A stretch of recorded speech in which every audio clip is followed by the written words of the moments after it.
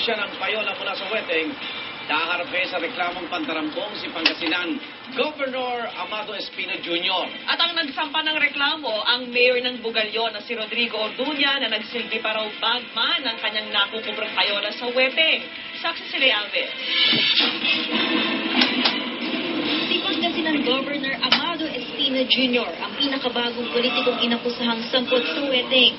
Ang nag-akusa sa kanyang si Bugalyon Pangasinan Mayor Rodrigo Orduña, sinampahan pa siya ng reklamong plunder sa ombudsman.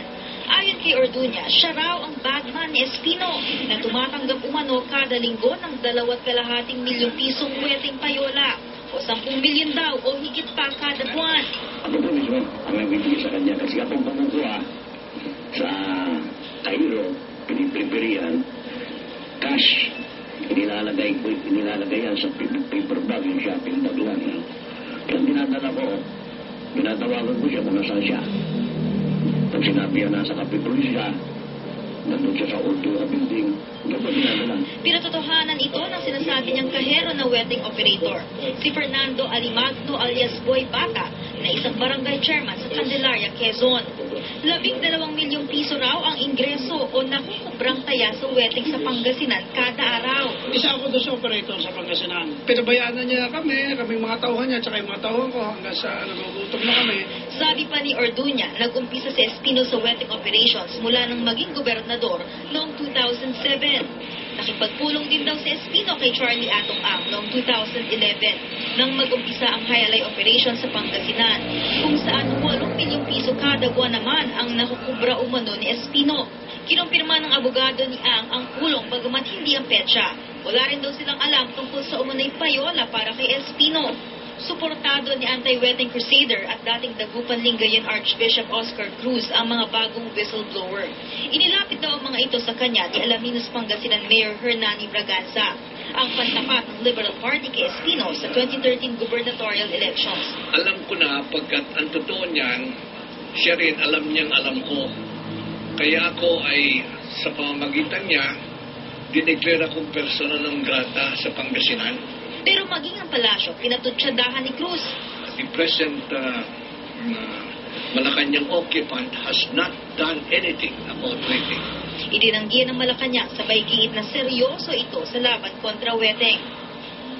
Inatasang pangaraw ng Pangulo si Interior Secretary Mar Rojas na imbestigahan ang mga isnasangkot sa wedding at protektahan ang mga whistleblower o saksi. Ang aking maadviso po sa kay Governor Espino ay kumuha po kayo ng mahusay na abogado dahil hindi po ito madadaan sa politika, hindi po ito madadaan sa kampihan o sa kakilala kung ano po. Dadaan po ito sa legal na process na tama.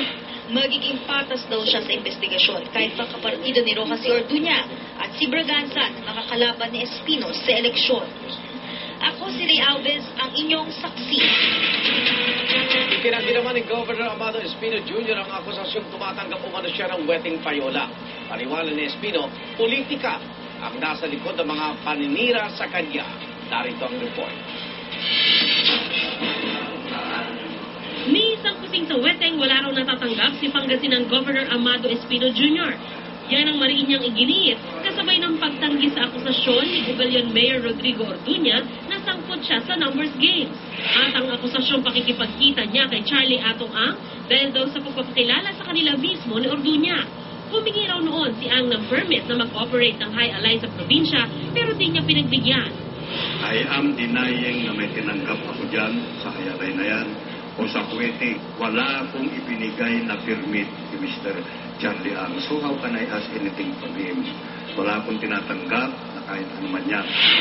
Posible raw politika ang motibo sa likod ng akusasyon at iba pa umanong paninira sa kanya. My first statement was, this is politically motivated. Politika lang ito. Kumatandaan ninyo, kinalat ko sa Pangasinan, nagkaroon ako ng massive attack sa Amerika. Kung pangalawa, nag-smuggle daw ako ng mga plaksan na hindi naman totoo.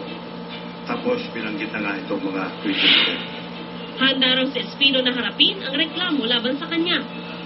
Kasunod ng 5 minutong pagpapaliwanag sa media ay di na siya sumagot sa iba pang katanungan alinsunod sa payo ng mga abogado. Sa gitna ng kontrobersya, nagpakita naman ng suporta ang sangguniang panlalawigan sa gobernador. panahon na po talaga ng politika, panahon na po ng siraan. Sa ngayon po ay nais muna po namin makita rin at gusto rin po ni Governor na makita lahat ng mga charges laban po sa kanya at kung ano po yung mga aligasyon at lahat po ng mga detalye dito bago po kami sumagawa ng kahit na anong galaw. Tumanggi namang magkomento sa akusasyon si Lingayen Dagupan Archbishop Socrates Villegas. Bagamat naniniwala raw siyang may wedding pa rin sa Pangasinan. Kung iisang side pa lang yun na pakinggan natin, ay kailangan nating hintayin na makita talaga yung kabilang side so that we can make our own moral judgment. Pero ayon sa Pangasinan Police, mahigit 70% na raw ang nahinto sa operasyon ng weteng sa Pangasinan. High alay lang daw ang meron ngayon sa lalawigan.